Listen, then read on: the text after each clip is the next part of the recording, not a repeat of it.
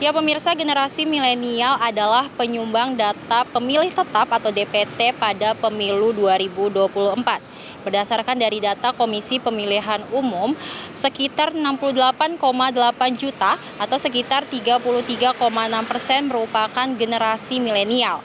Tidak hanya jumlahnya yang besar, generasi milenial atau Gen Z juga dianggap sangat penting dalam berhasilnya pemilu. Karena mereka dikenal aktif dalam media sosial dan mereka memiliki kepekaan terhadap isu-isu sosial maupun politik. Namun bisakah generasi yang dikenal kerap dengan labil dan aktif di media sosial ini bijak menggunakan hak pilihnya pada 14 Februari mendatang? Lalu bagaimana sebetulnya persiapan kalangan muda, khususnya generasi milenial dalam menghadapi pemilu 2024? Apakah sudah tahu akan memilih siapa?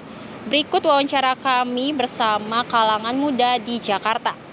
Persiapan nontonin debat, terus kayak lihat latar belakang dari ketiga pasangan capres-cawapresnya.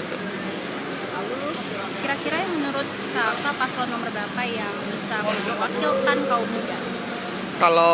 Kalau saat ini ya saya lihat, bagi saya belum tahu karena masih cari latar belakang. Tapi kalau saya sendiri sih 02 ya. Oh, berarti pasangan Prabowo dan Iya, Gibranya. iya. Menurut kakak alasannya kenapa memilih Prabowo Gibran saat ini?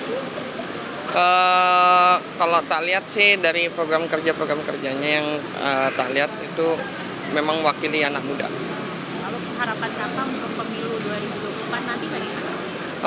Supaya kondusif, jangan ada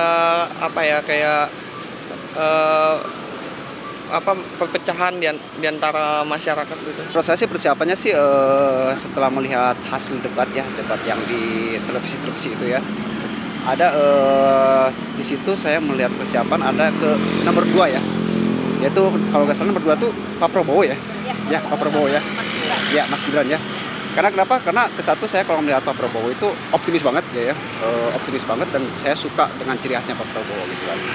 Dan untuk kedepannya ya, kalau misalnya Pak Prabowo kepilih dengan perubahannya gitu kan, saya pengen ada perubahan di Indonesia atau di berbagai daerah, terutama ada yang beberapa daerah yang pernah saya kunjungi sendiri gitu kan, di pelosok-pelosok perkampungan daerah itu ada yang namanya kesatu susah internet ya.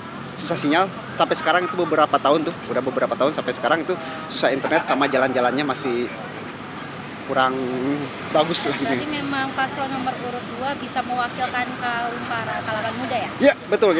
Terus lagi menurut saya dari perwakilan kalangan muda ini ya, saya pengennya itu untuk kedepannya entah siapa ya, tapi pilihan saya Pak Prabowo ya. Tapi entah siapapun yang jadi presiden, kita harus melihat ke bawah gitu ya, ke bawahnya.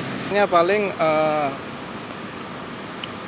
nggak ada persiapan sebenarnya, cuman lebih ke semoga berjalan dengan lancar aja sih. Berarti sebelumnya sudah menganalisis program-program dari para pasangan? Udah. Kira-kira yang bisa mewakilkan kaum para muda ada di pasangan calon berapa? Nomor 2. Ya, alasannya kira-kira? Alasannya karena ada Gibran, otomatis Gibran di belakang Pak Jokowi. Karena Pak Jokowi kan kita udah lihat kinerja Pak Jokowi selama ini, ya otomatis dia akan menurunkan untuk targetnya dia ke depannya gitu. Lalu harapan kakak untuk pemilu 2024 nanti bagaimana kak? Harapan saya sih semoga berjalan dengan lancar, nggak ada kecurangan, dan semoga ya intinya nggak ada kecurangan. Pemirsa, itulah wawancara kami sedikit dengan para kaum kalangan muda yang ada di sini. Dan tentunya mereka memberi harapan yang baik untuk pemilu 2024 berjalan dengan baik dan kondusif. Dari Jakarta, Sely Siregar, Rona Bayu, Simpo TV melaporkan.